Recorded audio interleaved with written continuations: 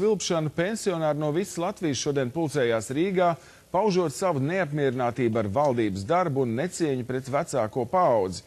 Mītiņā ieradās arī labklājības ministre Ilze Viņķele, ko klātesošie pavadīja ar nievājošiem izsaucieniem un emocionālām klaigām.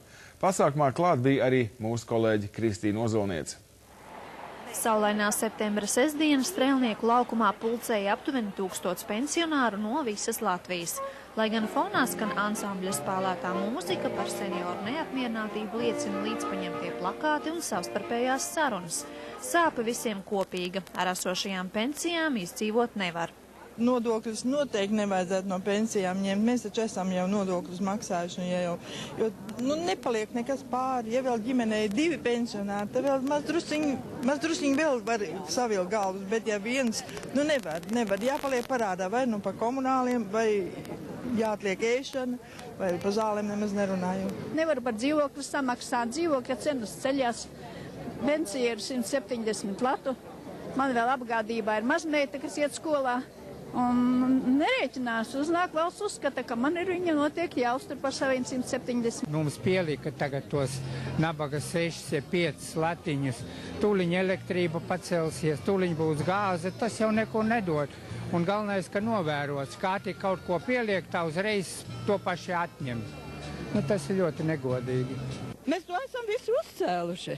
Tas pats neradās no sevis, no zemes. Mēs to uzcēlām ar savām rokām, un kas mēs tagad esam? Pazemoti.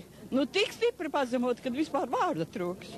Pensionāru prasības skar pensiju indeksāciju, atvieglojumus transportam un medicīnai un atbrīvojumu no ienākuma nodokļa. Pēc tā saucamās pensionāru himnas nodziedāšanas pie mikrofona sākas dažādi Latvijas novadu aktīvāko pensionāru uzrunas. Neviens nemana, ka uz pasākumu ieradusies arī labklājības ministre Ilze Viņķele, kas pati piesakās pateikt pensionāriem pāris vārdu, taču sirmgalvji viņu izsvilpj. Es stāvu jūsu priekšā, lai apliecinātu jums cieņu.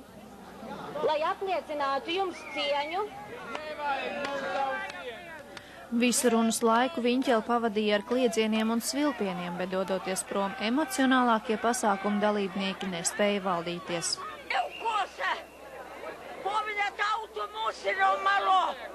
Mēs strādājam pēc kara, un viņa dzimusi pasaka, ka mēs no pensiju nopelnījuši. Un šodien viņa runā ar citu divkose, lai iet projām. Viņķele paskaidroja, ka kopumā pie pensionāru izvirzītajām prasībām labklājības ministrija sadarbībā ar senioru padomu strādā jau šobrīd, un oktobrī piedāvās vairākus jaunus pensiju indeksācijas variantus. Vecākās paudzes cilvēkiem ir ārkārtīgi grūti noticēt tam, ka izmaiņas vēl būs tik drīz, kā arī viņi spēs baudīt šo izmaiņu augļus pilnvērtīgi, un tieši tādēļ ir šis emocionālais uzslāņojums. Var atbildēt, ka mēs visi esam vienā laivā. Nav tā, ka ir kāda slēpta bagātība.